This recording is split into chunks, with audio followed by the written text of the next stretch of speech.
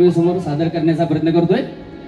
देवी तुझा मी भूत्या झालो, तुझा मी भूत्या झालो, देवी तुझा मी भूत्या झालो, देवी तुझा मी भूत्या झालो, प्रेमा कल्हळी बाणा प्रेम कल्हळी बाणा लो, कल्हळी बाणा लो, कल्हळी बाणा लो, कल्हळी बाणा लो, प्रेम कल्हळी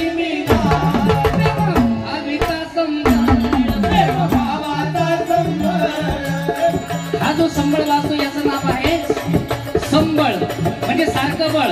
सारखं बळ कुठं असावं लागतं तर संसारामध्ये। संसार एक गाणं आली त्याची दोन चाकं म्हणजे नवरा आणि बायको। नवरा बायकोचं एकचित्त तेथे लक्ष्मी नांदे नवनीत, नवरा बायकोचा विळा भोपळा तेथे लक्ष्मी करी कंटाळा। नवरा बायको जर सारख्या ताकदीचे असेल तर संसार सुंदर होतो, आणि संबळाचे पान दोन्ही ताकदीचे असेल तर संबळ सुंदर वाचतो। आणि त्याच्यामध्ये जे बांधलेला धागा आहे तो प्रेमाचा आहे, आणि म्हणून सांगितलेले महाराजांनी काय भाविका संबळ देवीचा गोंधळ घालू अंबिका गोंधळ, देवीचा गोंधळ माझा अंबिका गोंधळ, देवीचा गोंधळ माझा अंबिका गोंधळ, वैराग्यातून वाट वैराग्यातून। याच गोंधळाला साथ आहे त्या तुंतुण्याची, आणि संसाराला साथ असावी भक्तीची, कारण की वैराग्याचं तुंतुन आहे।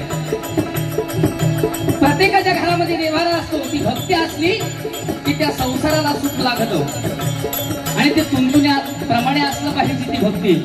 संत तुकाराम महाराजांच्या भाषेत सांगायचं ठरलं तर देवाची या द्वारी उभाक्षण भरी तेने मुक्तीचारी साधविल्या। जसं त्या तुंतुण्या बिगर या गोंधळाला रंग नाही, तसा त्या संसाराला रंग नाही, आणि म्हणून सांगायचं काय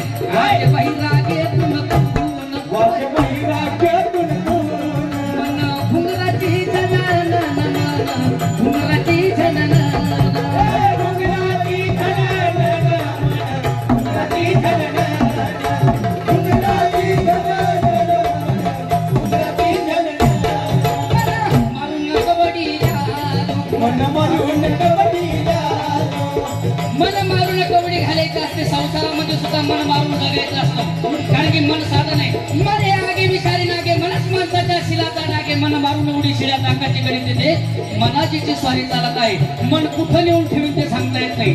संसार सुखाचा करायचा असेल तर मन मारावं लागतं, आणि गळ्यामध्ये कुठली जर माळ घालायची असेल तरी मन मारावं लागतं, आणि म्हणून सांगितलेलं काय मन मारून कबड्डीला मन मारून कबड्डीला, मन मारून कबड्डीला, मन मारून कबड्डीला, हे नाचत रंगणी आलो देवीचा, नाचत रंगणी आलो, नाचत रंगणी आलो देवीचा, नाचत रंगणी आलो, नाचत रंगणी आलो देवीचा, क्रोध बकरा मारला, क्रोध बकरा मारला। काम क्रोध बकरा मारायचं सांगितलं नाही, काय सांगितलेलं आहे काम क्रोध बकरा मारा, बोकड्या मारायचं सांगितलेलं नाही। हिंदीमध्ये बकरा म्हणजे बोकड्या होतो, पण मराठीमध्ये बकरा म्हणजे वेगळी गोष्ट आहे। काम क्रोध लोभ महाकाल याचा बकरा मारायचा आहे, आणि मग पूजा अंबिकेची करायची आहे। आपल्याकडे वेळ कमी, मी काही तुमचा जास्त वेळ घेणार नाही।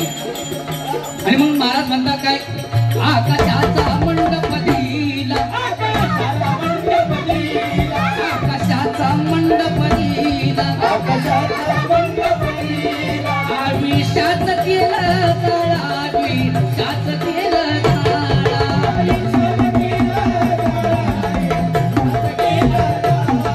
आयुष्यात केलं तळा, आकाशाचा मंडप दिला, आयुष्याचं तेल जाळायचं म्हणजे काय करायचं संसारच करायचा आहे, फक्त नीतिमध्ये नाही करायचं आहे। संसार म्हणजे काय एक छोटीशी गोष्ट सांगतो म्हणजे तुमच्या लक्षात येईल संसार किती अवघड आहे। समजा तुम्ही एका गार आंब्याच्या झाडाखाली झोपला, खाली काहीच नाही पण उन्हात आला झोपलेला आहे, तुम्हाला वाटतं जर उशाला काही असेल तर चांगली झोप लागेल, त्याच्यासाठी दगड दाखवता, दगड उचलतात, त्याच्या खालून निघतो साप, सापाला मारण्यासाठी गाडी घेतात, साप पुढे पळतो, तुम्ही मागणं पळताय, पळता पळता एका विहिरीत घसरून पडता, एका झाडाच्या मुळीला लटकता, त्याला होतो मोहोळ, ते मोहोळ उठतं, कांदा फुटतो, चिंतन तुमच्या तोंडामध्ये पडतो, सगळे कोण माश्या चावतात. हा संसार कसा? त्या झाडाखाली तुम्ही बसलेला होता, तिथून निघलेला तो साप आणि मागं लागलेला वाहक. पुढे गेले तरी मरण आणि मागे गेले तरी मरण आहे, मरणारच. पण त्या मरणाच्या भीतीने जगत राहतो, त्या खड्ड्यात पडतो, त्याला म्हणतात लग्न. एकदा लग्न झालं की सगळं गणपत माश्यासारखं टुचू टुचू बोलतो आणि आपल्याला फक्त मधाचा थीम एकच मिळतो, तो कोणता? रात्री झोप घेतली का तेवढंच. तो संसार नीतिमत्तेने केला की आपण परमेश्वराच्या भेटीला जातो. आणि म्हणून महाराजांनी सांगितलेलं काय? आकाशाचा मंडप दिला, आविष्यात केलं झाला, आविष्यात केलं झाला.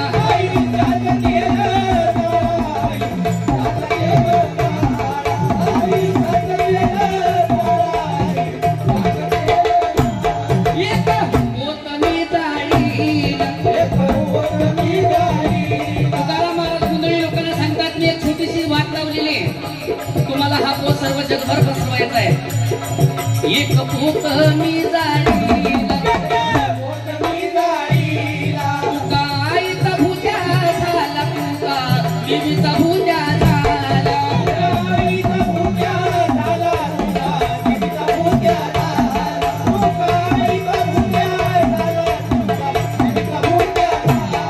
आम्ही गोंधळी गोंधळी, आम्ही गोंधळी गोंधळी, गोविंद गोपाळाच्या मेळी, गोविंद गोपाळाच्या मेळी, गोपाळाच्या मेळी, गोविंद गोपाळाच्या मेळी, गोपाळाच्या मेळी, गोविंद गोपाळाच्या मेळी.